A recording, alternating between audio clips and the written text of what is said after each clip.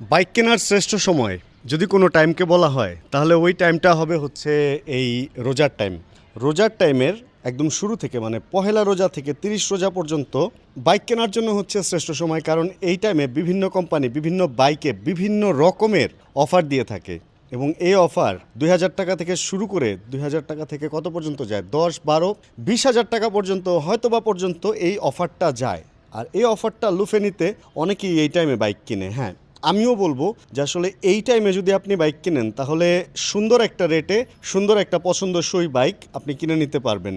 এখন কথা আছে এইখানে, কথা হচ্ছে এই অফারটা কেন দেয়, এই অফারটা কেন দেয় আমাদের সবার আসলে জানার দরকার নাই, বাট যারা জানতে চান তাদের জন্য বলতেছি। ধরেন একটা বাইকে 10,000 টাকা নর্মালি লাভ হয়, কিন্তু সেই বাইকটা যদি অফারে তারা 10,000 টাকায় ডিসকাউন্ট দিয়ে দেয় তাহলে কিভাবে কি? এখন সব বাইকে তো আর 10,000 টাকা লাভ হয় না, কিছু বাইকে দেখা যায় 10,000 লাভ হয়, কিছু বাইকে 20,000। এখন 20,000-এর বাইকে যদি 10,000 টাকা লাভ করে 10,000 লাভ কমলে তো 10,000-ই লাভ থাকে। সেই 10,000 টাকা দিয়ে আগে 50টা বাইক বিক্রি করলে এখন যদি সেই অ্যামাউন্টটা 150 বা 200-তে চলে যায় এই ডিসকাউন্ট টাইমে, তাহলে অল্প সময় সারা বছরের একটা বিশাল লাভ চলে আসে। এখানেই হচ্ছে মেইন খেলাটা। আর এই কারণেই হচ্ছে বাইক কোম্পানিগুলা এই টাইমটাতে সুন্দর একটা অফার দিয়ে সুন্দরভাবে বাইকগুলো সেল করে ফেলে, অ্যান্ড দেখা যায় যে পুরানো মডেলগুলো সেল করে দেন সামনের বছরের জন্য আবার নতুন মডেল কালেকশনের টাকাগুলা তারা অ্যারেঞ্জ করে ফেলে। এখানেই হচ্ছে মেইন কাহিনী, এখান থেকেই খেলাটা শুরু, এখান থেকেই আমাদের পুরান বাইকগুলা ধরায় দিতেছে আর নতুন বাইকগুলা তারা আনার জন্য টাকা ক্যাশ করে ফেলতেছে। এখানে যে শুধু তাদের লাভ ব্যাপারটা কিন্তু তা না, আমাদেরও তো লাভ রে ভাই। পুরান মডেল আর নতুন মডেল কি এক বছর আগে বানাইছে আর এক বছর মানে পরে বানাইছে? ব্যাপারটা এক বছর আগে আর পরে বানানোর না, এটা জানেন?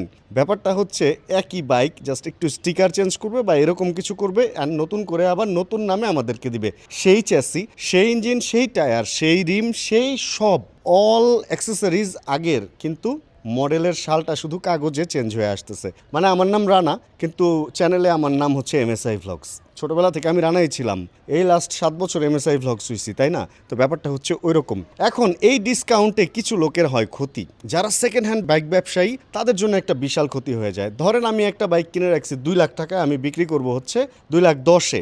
ধরেন আমি সেকেন্ড হ্যান্ড ব্যবসায়ী অ্যান্ড বাইকটার নতুন দাম 30, আমি একদম নতুন অবস্থায় কিনছি। এখন যদি 10,000 টাকা ডিসকাউন্ট চলে আসে সেই বাইকের মধ্যে, তাহলে অবস্থাটা কি হয়? ওইখানে গিয়ে হচ্ছে অবস্থাটা খারাপ হয় সেকেন্ড হ্যান্ড যারা বাইক বিজনেস করে। এই গেল এক ব্যাপার। অ্যান্ড আরেকটা ব্যাপার, এটা আরেকটু ইম্পর্টেন্ট, অ্যান্ড এই ব্যাপারটা এটা নট অনলি ইউজার আমরা যারা আছি আমাদের জন্য ইম্পর্টেন্ট, এটা হচ্ছে যারা বাইক বিজনেসের সাথে জড়িত, বাইক ব্র্যান্ড যারা চালাইতেছে বা ব্র্যান্ডের শোরুম চালাইতেছে বা ব্র্যান্ডের যারা ওনার বা ম্যানেজমেন্টে আছে তাদের জন্য জরুরি। চলেন ফ্রেমটা চেঞ্জ করি।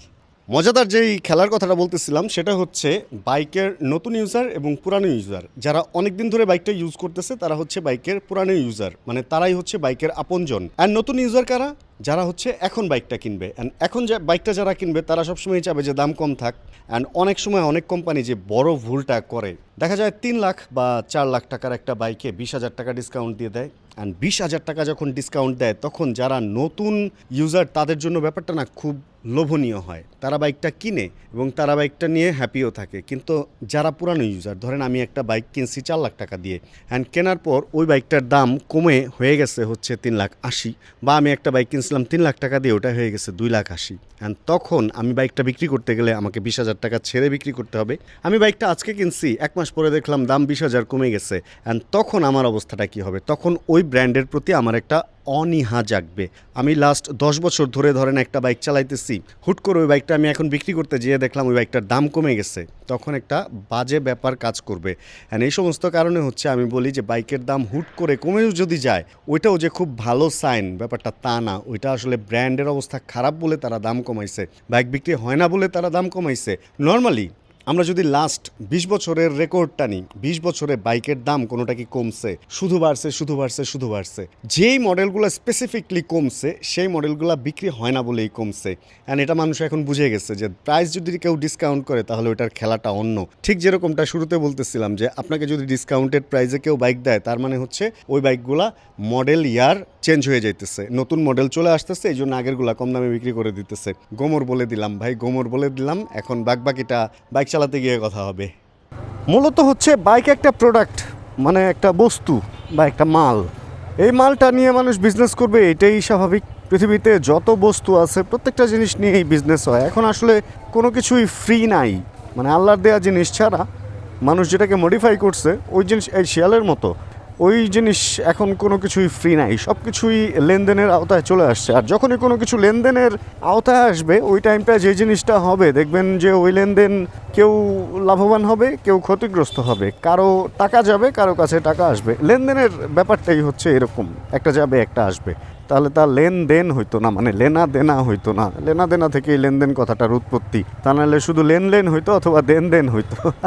মজার না ব্যাপারটা? তো আসলে বাইক হচ্ছে কারোর জন্য বিজনেস, কারোর জন্য এটা তার নিত্য প্রয়োজনীয় কাজের একটা উপকরণ বা বস্তু, অ্যান্ড কারোর জন্য হচ্ছে আবেগ। এখন যে কোনো জিনিসই আবেগ, তাই না? মানুষ ঘুমানোর জন্য যখন বিছানা কিনে এটাও তো দেখে শুনে একটু সুন্দর, একটু পছন্দসই কিনে, সেটা বিছানা বলেন, সোফা বলেন বা যাই বলেন। আরে গোপন কাজের যে জিনিসপত্র ওইটার মধ্যেও বিভিন্ন রকম কালার আছে, রেডিয়াম টেডিয়াম হাবিজাবি কত কিছু, তাই না? তো ব্যাপারটা এরকম, প্রত্যেকটা জিনিসের মধ্যেই মানুষের শখ এটা থাকবেই। এখন আসেন মজার ব্যাপারে, বাইকের এতক্ষণ যেগুলা বললাম এগুলা হচ্ছে তারা বিজনেস করবে ওই ধরনের ব্যাপার স্যাপার। এইবার আসেন শখের ব্যাপারে। আসলে বাইক আমি কিনবো ধরেন আগামীকাল, রোজা ধরেন যে আরও 2 মাস পরে। এখন কি আমি রোজার জন্য 2 মাস ওয়েট করব? আসলে এই ওয়েটটা না করা হয় না। আমি এমনও খেলা দেখছি, মানে এমনও ঘটনা দেখছি যে কোনো একটা জিনিস কিনবেন অ্যান্ড ওই কালারটা অন্য জায়গা থেকে কালেক্ট করতে পারবেন, বা ওই কালারটা এখন ডিসকন্টিনিউ, এই কারণে ওই কালারে 20,000 টাকা বেশি বিক্রি করতেছে। হয় না এরকম? হয়তো আপনারাও এরকম দেখে থাকবেন যে প্রত্যেকটা কালার একদম না। নর্মালি কিন্তু ব্র্যান্ডে প্রত্যেকটা কালার একদমই বিক্রি করে, বাট সেকেন্ড হ্যান্ড মার্কেটে এসে বা এরকম। ভাই আমি এমনও ঘটনা দেখছি, নতুন বাইক ধরেন 1,71,000 টাকা মেবি ছিল যখন হচ্ছে হিরো এক্সট্রিম বাইকটা বের হইলো, অ্যান্ড সেকেন্ড হ্যান্ড দোকানে ওই বাইক 1,75,000-এ বিক্রি হইতেছে, কারণ ফার্স্ট লটে নতুন বাইক আর ছিল না স্টকে। এখন এরকম ঘটনা হইতেই পারে। এগুলা হচ্ছে শখের ব্যাপার, এগুলাকে আসলে বিজনেস দিয়ে বিচার করলে শৌখিন লোকজন কখনোই বিচার করবে না, আবার বিজনেসের লোকজন কখনো এটাকে শখের সাথে জড়াবে না। ব্যাপারটা কি জানেন, যার একটা বাইকের শোরুম আছে সেও বিজনেসের সময় বিজনেস চিন্তা করে, এবং যখন তার নিজের ব্যবহারের বাইকটা কিনে তখন সেও আসলে বিজনেস চিন্তা করে না, তখন সে তার প্যাশনটাকেই প্রাধান্য দেয় বলে আমার এরকমটা মনে হয় আর কি। এবার আসেন আমাদের দেশে যে সমস্ত বাইক ব্র্যান্ডগুলো আছে, মোটামুটি এর মধ্যে বড় যেই ব্র্যান্ডগুলা, আমি যেই ব্র্যান্ডগুলোকে বড় ধরি এর মধ্যে হচ্ছে হোন্ডাতে সম্ভবত ছোটোখাটো একটা ডিসকাউন্ট চলতেছে সম্ভবত, আমি এর মধ্যে যাই নাই। আর ইয়ামাহাতে ডিসকাউন্ট চলতেছে, এটা আমিও জানি। ইয়ামাহাতে এক্সচেঞ্জের অফারও চলতেছে। সুজুকির মধ্যেও ডিসকাউন্ট টুকটাক দেয় ঈদের মধ্যে। অ্যান্ড টিভিএসের ব্যাপার এখন আমি জানি না, টিভিএস কোম্পানিটা একটু কীরকম যেন হয়ে গেছে। বাজাজের সাথে কথা হইলো, বাজাজ ডিসকাউন্ট দিতেছে, বা হয়তো এক্সচেঞ্জও আপনি করতে পারবেন আগের বাইক দিয়ে নতুন বাইক, এরকম হিরোতেও হয়তো ডিসকাউন্ট থাকতে পারে। আসলে হিরোর বাইক আমি চালাই না, তো ওইভাবে আমার যাতায়াত নাই।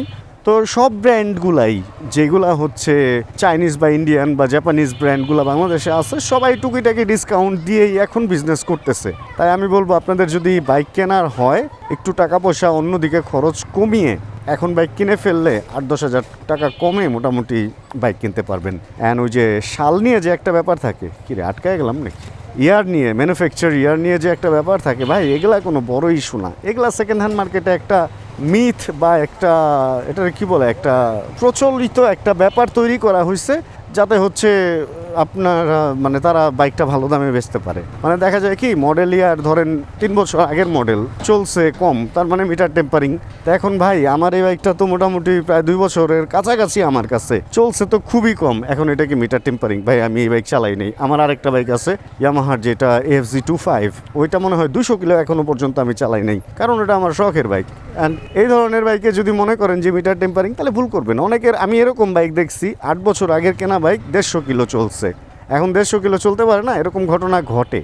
এরকম ঘটনা ধরেন মালিক কিনে বিদেশ চলে গেছে, চালানো হয় না, এই না সেই না, এই ধরনের অনেক রকম ঘটনাতে অনেক রকম কিছুই হয়। তো এটা আসলে বলা মুশকিল যে কোন বাইকটা কত কিলোতে কত বছর চলবে বা কত বছরে কত কিলোতে আসবে, ব্যাপারটা বলা এটা আসলে মুশকিল, এগুলা দিয়ে বোঝা যায় না। সব কিছুর আগে সব কিছুর পরে যেটা বলবো, সেকেন্ড হ্যান্ড বিজনেস যারা করে তাদের জন্য হচ্ছে নতুন বাইকের দাম যদি কমে বা বাড়ে তাহলে একটা এফেক্ট পড়ে।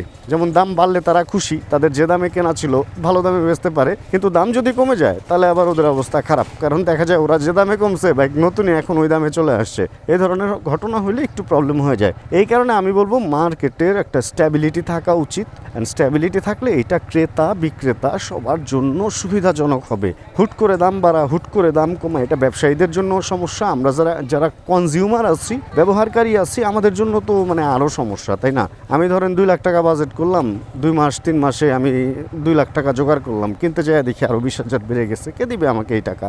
এই কারণে মুদ্রার যেই মানটা বা প্রোডাক্টের যেই মানটা বা দামটা ওইটা যদি একই রকম থাকে তাহলে এটা আপনার আমার সবার জন্য ভালো, দেশের জন্যও ভালো, দেশও তখন স্টেবল বা স্টেবিলিটি বজায় থাকবে। এই হচ্ছে মেইন কথা। যা কথা বললে কথা বাড়তে থাকবে। এখন হচ্ছে ঈদের আগের সময়, সব ব্র্যান্ডেই চলতেছে ডিসকাউন্ট। কারো যদি বাইক কেনার হয় চলে যান শোরুমে, কিনে ফেলুন বাইক। আর আমার খুব ভালো লাগে যদি কেউ নতুন বাইক কিনে, সেটা আমার পরিচিত হোক অপরিচিত হোক, আমার বন্ধু হোক শত্রু হোক, আমার কেউ নতুন বাইক কিনলেই ভালো লাগে ভাই। মারে মা, রোজার টাইমে এই টাইমে রাস্তায় প্রচণ্ড পরিমাণ পরে জ্যাম, আর এই জ্যাম পড়লে আমার মুডটা হয়ে যায় খারাপ। এর মধ্যে এই যে ট্রাকটা দিনের বেলা এখানে এনে রাখছে, দিনের বেলা যদিও ট্রাক চলাচল নিষেধ, তারপরে এরকম ট্রাক মাক ঢুকলেই এই রাস্তাগুলোর ঝামেলা হয়ে যায়। এই জন্যই তো আইন করা হয়েছে রাত 10টার আগে শহরে ট্রাক ঢুকতে পারবে না। বাট তারপরেও আশপাশের শোরুম টোরুম থেকে এই যে সিমেন্ট নিয়ে চলে আসে আর কি। জ্যাম খেয়ে গেলাম। যাই হোক, অনেক রকম অনেক কথা বললাম, পজিটিভ নেগেটিভ এক একজন এক একভাবে নিতে পারেন। সব কিছুর পরে হচ্ছে আপনারা বাইক কিনলে আমার ভালো লাগে, সব কিছুর পরে হলে বাইকের দাম কম থাকলে আমার ভালো লাগে। আবার আমার যেহেতু অনেক বাইক কালেকশন, সেহেতু দাম কমে গেলে আমার কাছে খারাপ লাগে। এই জন্য দামটা এক জায়গায় থাকলে আমার কাছে খুবই ভালো লাগে ভাই, সত্যি কথা। এই তো, সবার বাইকিং হোক হ্যাপি, বাইকিং লাইফটা হোক হ্যাপি। তাহলে আজকের ভিডিওতে থেকে আমরা এখানে বিদায় নিই। হোপ রাখতেছি এই ভিডিওটা অন্যান্য ভিডিওর মতো আপনাদের ভালো লাগছে। যদি ভালো লেগেই থাকে তাহলে ছোটো করে একটা লাইক বাটন চাপ দিয়ে যান। আর যদি চ্যানেলে নতুন হন তাহলে এরকম পানিতে ভিজবেন, পানি যে দিতেছে কোনো হুঁশ নাই, তাহলে প্লিজ সাবস্ক্রাইব করে আমাদের ফ্যামিলি মেম্বার হয়ে যান। জানাবেন কে কোন জায়গা থেকে ভিডিও দেখছেন। আর যতক্ষণ পরবর্তী ভিডিও নিয়ে আবার আমি না আসতেছি, ততক্ষণ ইনশাআল্লাহ আমরা থাকবো ভালো, আমরা থাকবো সুস্থ এবং করতে থাকবো চিল, ইনশাআল্লাহ। Chill bro. Check the mic and make sure it sound right, boys.